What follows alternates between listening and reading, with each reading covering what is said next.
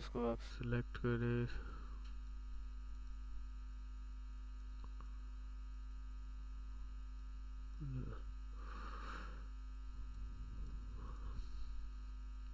इसकी साइज आप थोड़ा सा कम कर लें, 20 है 18 है।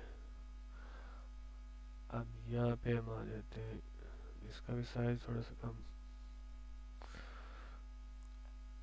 मैं यहाँ पे ये जब टेबल की लाइन की विड्थ कम करना चाह रहा हूँ, ये जब डबल लाइन इस पे बनी हुई आ जाएगी, आप टेबल की लाइन सब कुछ यहाँ पे विड्थ कर सकते हैं। अब मैं इसको लेके आ जाता हूँ। अब देखें, अब आएगी आपको प्रॉपर्टी के सिस्टम में, प्रॉपर्टीज पे क्लिक करता हूँ, मैं सेंटर में करता हूँ तो मेरा टेबल सेंटर में चला जाएगा। अब मैं राइट साइड पे करता हूँ तो मेरा टेबल राइट साइड पे चला जाएगा। जिस साइड आप टेबल को करना चाह रहे हैं वैसे भी कर सकते हैं प्रॉपर्टी से, नहीं तो आप यहाँ से सिलेक्ट करके टेबल को आगे पीछे लेके जा सकते हैं। अब आ जाते हैं हम इसके अंदर, डेट शीट मैंने लिखा हुआ है। अब आ जाते हैं लेआउट के अंदर, उसके बाद आ जाता है ये आपका साइज। यहाँ पे आप विड्थ इसकी बढ़ाना चाहते हैं, विड्थ बढ़ा सकते हैं। हाइट जो है सेल्स की वो बढ़ाना चाह रहे हैं, बढ़ा सकते हैं। सारी सिलेक्ट कर लेते हैं, ऑटो कर सबकी जिसनी हो। ये देखें सबकी, अब ये विड्थ है, अब विड्थ बढ़ाना चाह रहे हैं, देखें विड्थ जितनी आप रखना चाह रहे हैं विड्थ आप उतनी कर सकते हैं। ठीक हो गया। मैं इसको दोबारा सेलेक्ट करता हूँ, यहाँ पे इसकी विड्थ कर देता हूँ। तो ये आप लोगों ने सेल साइज के अंदर है, मर्ज के अंदर ये मतलब अब मर्ज अब आ जाता है। मैं इसको क्लिक करता हूँ, अब मैं लेआउट पे वापस आता हूँ। स्प्लिट सेल का क्या होता है, स्प्लिट सेल के अंदर आपने, मैं चाह रहा हूँ कि जो सेल थे मतलब 4 से मेरे पास नंबर ऑफ कॉलम थे और 1 रो थी, मैं वापस करता हूँ तो हमारे पास वो वापस जनरेट हो जाएगा। मैं दोबारा मर्ज करता हूँ तो वापस उसी में चला जाएगा। अब स्प्लिट टेबल ये होता है कि मैं चाह रहा हूँ यहाँ पे एक रो लेना चाह रहा हूँ लेकिन वो टेबल के बिना हो, तो मैं उसके अंदर यहाँ पे स्प्लिट टेबल करूँगा, कंट्रोल Z, मतलब मैं यहाँ पे सिलेक्ट किया है। यहाँ पे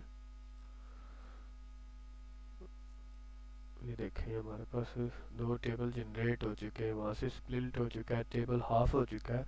वहाँ से जहाँ से हमने स्प्लिट किया था वहाँ से टेबल, दूसरा टेबल जनरेट हो गया है। तो वो इस यहाँ पे अब मैं इसके दरमियान ये आपका टेबल जहाँ पे आपने जनरेट करना चाहते हैं आप वहाँ पे उसको जनरेट स्प्लिट करना चाह रहे हैं, उसको दूसरा टेबल बनाना चाह रहे हैं, आप उसको पकड़ के दूसरी साइड भी आप यहाँ पे देखें दरमियान में मैं टाइप करना चाह रहा हूँ तो टाइप भी कर सकते हैं। तो ये स्प्लिट टेबल इसलिए यूज़ किया जाता है, एक टेबल जनरेट है लेकिन टेबल वो कंटिन्यू रहे, लेकिन बीच में कुछ डेफिनेशन देना चाह रहा हूँ तो आप डेफिनेशन देने के लिए स्प्लिट टेबल कर सकते हैं। अब दोबारा आ जाते हैं लेआउट में, लेआउट के अंदर अब आ जाते हैं टेक्स्ट अलाइनमेंट के अंदर क्या काम है देखें। मैं इसको थोड़ा सा, अब देखें इसको मैं नीचे डाउन डाउन पे लेके आना है, डाउन राइट पे लेके जाना है, डाउन लेफ्ट पे जाना है, मिड में सेंटर लेफ्ट राइट, टॉप पे लेके जाना है, टॉप लेफ्ट राइट, आप जहाँ पे यूज़ करना चाहें इसको कर सकते हैं। अब आए थे टेक्स्ट डायरेक्शन भी आप चेंज कर सकते हैं, लेफ्ट साइड राइट साइड जैसे आप लिखना चाह रहे हैं आप वैसे इसके अंदर लिख सकते हैं। सेल मार्जिन है, सेल मार्जिन हम जो है नॉर्मली है वही आपने यूज़ करना है, इसको अगर करेंगे तो वो फिर आपके पास वैसे ही मसला करने लग जाएगा। ठीक हो गया। तो जो चीज़ शॉर्ट शॉर्ट है वो मैं आपको करवाता हूँ, ज़्यादा अगर जाएंगे तो फिर आप लोगों को समझ नहीं आएगी। अब आ जाते हैं डेट शीट हम क्रिएट करते हैं, यहाँ पे मैं कर देता हूँ सीरियल नंबर।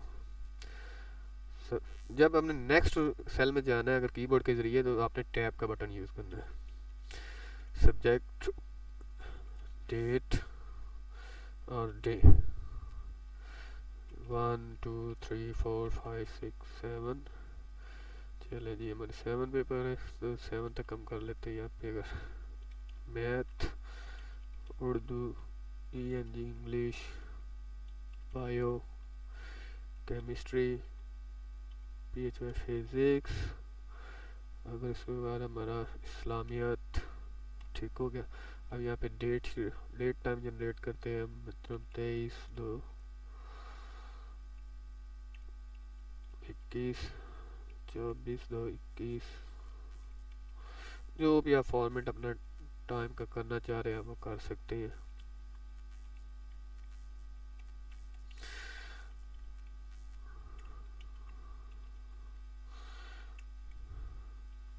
ये सिर्फ आपको टेबल जनरेट करने के बारे में बता रहा हूँ कि टेबल जनरेट करके हम टेबल के टूल पे कैसे काम कर सकते हैं। बाकी आप अपनी मर्ज़ी से जब ऑफिस में काम करेंगे तो आपको पता चल जाएगा। यहाँ पे सर मीन संडे आ गया, Monday, Tuesday, Wednesday, Thursday, Friday, Saturday. ठीक हो गया। ये अब मैं इतनी रोज़ डिलीट करना चाहता हूँ। लेआउट में जाऊँगा तो यहाँ पे जाऊँगा, डिलीट रोज़ पे क्लिक करूँगा। अब वो हमारे पास, अब देखिए ये कोई थोड़ा सा सीक्वेंस नहीं है, कोई स्टाइल अच्छा नहीं है। अब सबसे पहले आपने ये देखें ये ज़्यादा है, आपने यहाँ पे डबल क्लिक करनी है, कंट्रोल Z, आप यहाँ पे सिलेक्ट करें। अब वो देखें उसने उतना साइज़ उसका जनरेट कर देगा कि आपने उसको कितना लेके जाना है, आप कितना करना चाह रहे हैं, ऑटोमेटिकली वो कर देगा। ठीक हो गया। अब मैं इसको सिलेक्ट करता हूँ, मीन ये वाली मेरी हेडिंग्स है, इसको बुलेट करता हूँ, सेंटर करता हूँ, उसके बाद थोड़ा सा इसको जूम कर, वो साइज़ बढ़ा देता हूँ। यहाँ पे मैं इसको मिड में कर देता हूँ।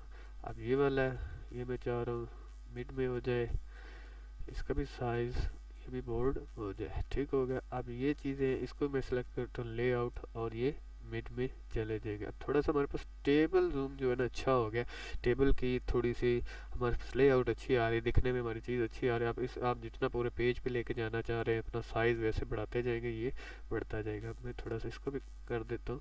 अब ये देखिए हमारे पास एक टेबल अच्छे तरीके से बना हुआ जनरेट डेट शीट आ चुकी है। अब मैं लेआउट पे वापस जाता हूँ।